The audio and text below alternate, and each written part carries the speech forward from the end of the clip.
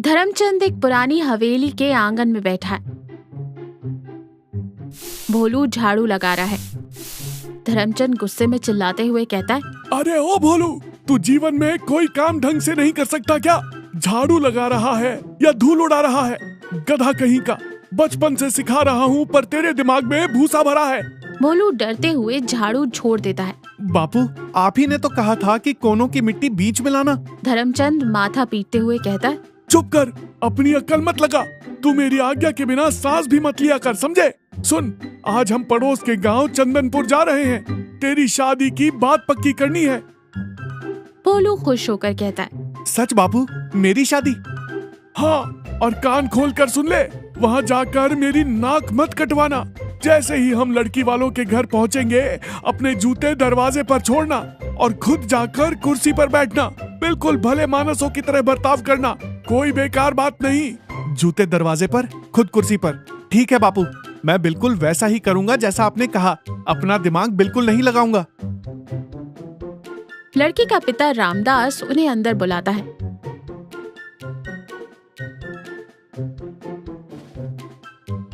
कमरे में एक कुर्सी है और एक दरवाजा है। आइए धर्मचंद जी, आइए। लड़का तो बहुत सीधा लग रहा है। भोलू को धर्मचंद की बात याद आती है। वो जल्दी से अपने जूते उतारता है, उन्हें लेकर बीच कमरे में रखी कुर्सी पर सजाकर रख देता है। फिर खुद जाकर दरवाजे के पीछे जमीन पर छुप कर बैठ जाता है। धर्मचंद आंखें फाड़ कर देखते हुए कहता है, ये तू क्या कर रहा है बेवकूफ? भोलू दरवाजे के पीछे से झांकते हुए कहता है, आपने ही तो कहा था बापू, जूते दरवाजे पर छोड़ना और कुर्सी पर। रुको, मैंने जूते कुर्सी पर रख दिए और खुद दरवाजे पर बैठ गया। बापू, मैंने आपका कहा माना। रामदास गुस्से से खड़ा हो जाता है। धर्मचंद जी, आप मेरा मजाक उड़ाने आए हैं? ये लड़का तो मूर्ख है। जूते कुर्सी पर और खुद जमीन पर। निकल जाइए मेरे घर से। मैं अपनी बेटी कुएं में धकेल दूंगा, पर इस बेवकूफ से नहीं ब्याहूंगा। रामदास दोनों को घर से बाहर निकाल देता है। धर्मचंद रास्ते में भोलू पर भड़कते हुए कहता है, तूने आज मेरी इज्जत मिट्टी में मिला दी। तू किसी काम का नहीं है। तेरे नसीब में शादी नहीं लिखी है। तू जीवन भर कुंवारा मरेगा। मैं जा रहा हूँ घर, तू जहाँ मरना है मर जा। धर्मचंद गुस्से में चला जाता है। भोलू वहीं खड़ा रहता है। उसकी आंखों में आंसू हैं और उदासी और गुस्से में वो खुद से कहता है, बापू हमेशा मुझे ही गलत समझते हैं। मैं अपना दिमाग लगाता हूँ तो डांटते हैं, उनका कहा मानता हूँ तो भी डांटते हैं। अब मैं घर तभी लौटूंगा जब मैं खुद अपने लिए एक सुंदर दुल्हन ढूंढ लूंगा। भोलू चलते चलते एक घने जंगल और पहाड़ी इलाके में पहुंचता है। सामने एक बहुत ही खूबसूरत लेकिन डरावना महल है। वो महल एक विशालकाय सांप के आकार का बना है। सांप का फन महल का मुख्य दरवाजा है। भोलू हैरानी से कहता है, वाह, क्या घर है, बिल्कुल सांप जैसा। इसके अंदर तो कोई बड़ा राजा या सेठ रहता होगा। पक्का इसके घर में कोई सुंदर लड़की होगी।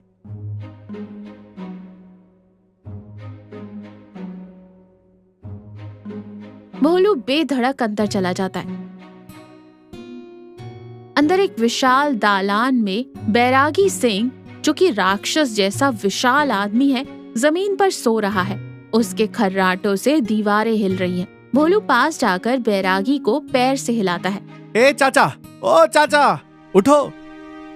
बैरागी गुस्से से दहाड़ मारते हुए उठता है। कौन है रे तू? तुम्हारी हिम्मत कैसे हुई बैरागी सिंह की नींद तोड़ने की? मैं तुझे कच्चा चबा जाऊंगा। लेकिन भोलू बिल्कुल नहीं डरता, बल्कि अकड़ कर बोलता है, अच्छा, मुझे अपनी लड़की ना देने के लिए तुम लोग गांव छोड़कर इस जंगल के नागमहल में छुप कर बैठे हो। मुझे सब पता है। चुपचाप अपनी लड़की बुलाओ, मुझे शादी करनी है। तभी अंदर से बैरागी की पत्नी भैरवी आती है। भैरवी हंसते हुए कहती है, अरे रुकिए स्वामी, ये लड़का तो बहुत निडर है। हमारी चमकी के लिए ऐसा ही दूल्हा चाहिए था जो हमसे डरे नहीं। पर भैरवी, ये तो बहुत दुबला पतला है। चमकी से एक मुक्के में तोड़ देगी। अरे आप चुप रहिए। बेटा, तूने सचमुच मेरी बेटी के लिए रिश्ता मांगा है। तू बहुत थका हुआ लग रहा है। आज रात यहीं रुक, कल हम तेरी शादी करा देंगे। भोलू मन से खुश हो जाता है। देखा, बापू फालतू में मुझे बेवकूफ कहते हैं। मेरी तो एक बार में बात पक्की हो गई। भोलू पलंग पर बैठा, तभी जोर से दरवाजा खुलता है। चमकी अंदर आती है। वो बहुत ही विशाल, खूंखार और उसके हाथ में एक बड़ा सा पत्थर है जिसे वो एक हाथ से फोड़ देती है। चमकी भारी आवाज में कहती है, तो तू है मेरा दूल्हा? मुझे तो भूख लग रही है, सोच रही हूँ तुझे ही खा जाऊं। भोलू बहुत बुरी तरह डर जाता है और पसीने पोंछते हुए मन में सोचता है, बापू सही कहते थे, मैं सच में बेवकूफ हूँ। ये तो मुझे मार डालेगी। मुझे अपना दिमाग लगाना ही होगा। फिर भोलू गला साफ करते हुए हिम्मत का नाटक करते हुए कहता है, खा जाना बाद में, पर हमारे खानदान का एक नियम है, राजा महाराजाओं का नियम। कैसा नियम? हम बिना शगुन देखे शादी नहीं करते। पहले मुझे शगुन में धन चाहिए, बहुत सारा सोना और चांदी, वरना मैं अभी के अभी ये रिश्ता तोड़ दूंगा। भैरवी दरवाजे के पीछे से सुन रही थी। वो तुरंत अंदर आती है। अरे नहीं नहीं दामाद जी, रिश्ता मत तोड़ना। हमारी चमकी को कोई लड़का पसंद ही नहीं करता। रुको, मैं अभी लाती हूँ। भैरवी एक बहुत बड़ा थैला लाती है जिसमें सोने के सिक्के और हीरे जवाहरात हैं। वो थैला भोलू को दे देती है। भोलू थैले को कसकर पकड़ लेता है। शगुन तो ठीक है, लेकिन एक और नियम है। चमकी गुस्से में कहती है, अब क्या? शादी से ठीक पहले दूल्हे को पवित्र सरोवर में डुबकी लगानी होती है। चलो, मुझे पानी के पास लेकर चलो। चमकी नदी से दूर खड़ी होकर कहती है, जल्दी नहा कर आ, मुझे पानी से सख्त नफरत है। मैं यहाँ दूर खड़ी हूँ। भोलू मुस्कुराते हुए कहता है, अभी आया मेरी जान।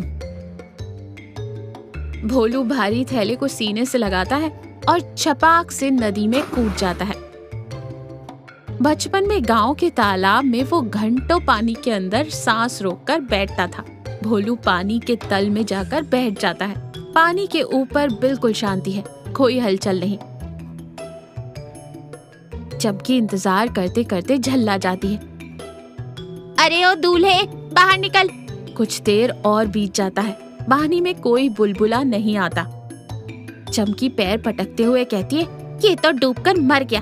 कितना कमजोर था, मेरे तो नसीब में ही शादी नहीं है। चमकी गुस्से में बड़बड़ाते हुए नाग महल की तरफ लौट जाती है।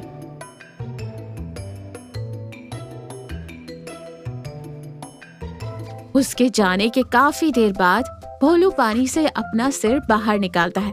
वो हाँफ रहा है, लेकिन उसके चेहरे पर एक बड़ी सी मुस्कान है। उसने थैला कसकर पकड़ा हुआ है। बाप रे, बच गया। अब ये सोना लेकर सीधा घर जाऊंगा।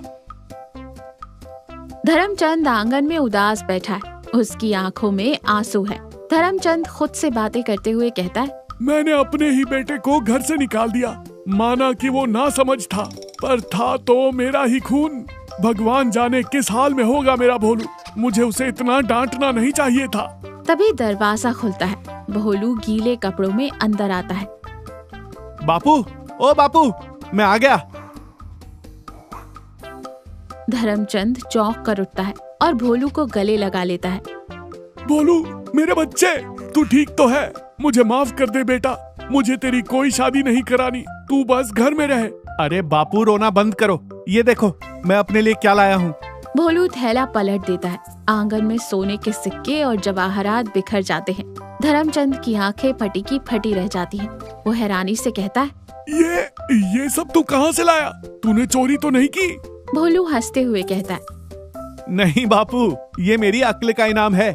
आपने कहा था ना कि मैं अपना दिमाग नहीं लगा सकता। आज मैंने अपना दिमाग लगाया। एक डरावनी लड़की से अपनी जान बचाई और एक खजाना भी ले आया। भोलू सारी कहानी सुनाता है। धर्मचंद सब सुनकर हंसने लगता है। फिर प्यार से भोलू का सर सहलाता है।